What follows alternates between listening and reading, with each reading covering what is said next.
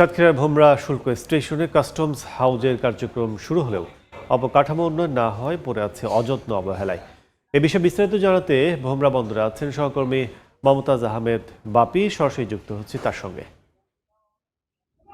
ভোমরা station custom house হলেও সেই অবকাঠামো উন্নয়ন এখনো না হওয়ায় আগের মতোই চলছে আমদানি রপ্তানি।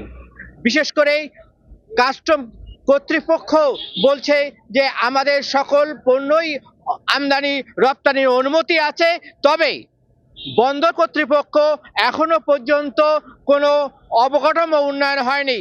নাই ওয়্যার হাউস, নাই শেড।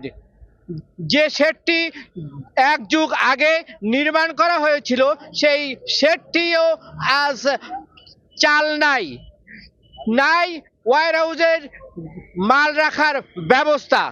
তাহলে এই কারণেই ব্যবসায়ীরা, বিশেষ করে আমদানি রপ্তানিকারকরা, তারা মাল আমদানি করতে পারছে না রপ্তানি করতেও। কারণ ট্রান্সশিপমেন্ট ইয়ার্ড নাই, তাদের ট্রাক টার্মিনাল নাই, যে কারণে হয়রানির শিকার হতে হয় তাদের। এই হয়রানির শিকার হওয়ার কারণে আমদানি রপ্তানির ব্যাহত হচ্ছে বলে ব্যবসায়ীরা আমাদেরকে জানিয়েছে। আমরা জেনেছি এখানে যে রাষ্ট্র কর্তৃপক্ষ, বন্দর কর্তৃপক্ষ 10 একর জমি অধিগ্রহণ করে মাটি ভরাট করেছে, তবে আরো 44 একর জমি তারা 44 একর জমি অধিগ্রহণ করেছে। 44 একর জমি অধিগ্রহণ করে তারা সেই সব ওই অবকাঠামো উন্নয়ন করবে বলে জানিয়েছে আমাদের।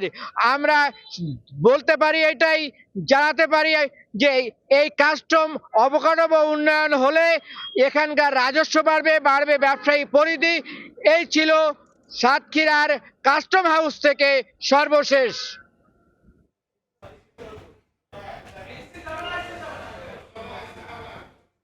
আমরা এতক্ষণ সরাসরি ছিলাম ভোমরা স্থলবন্দরে।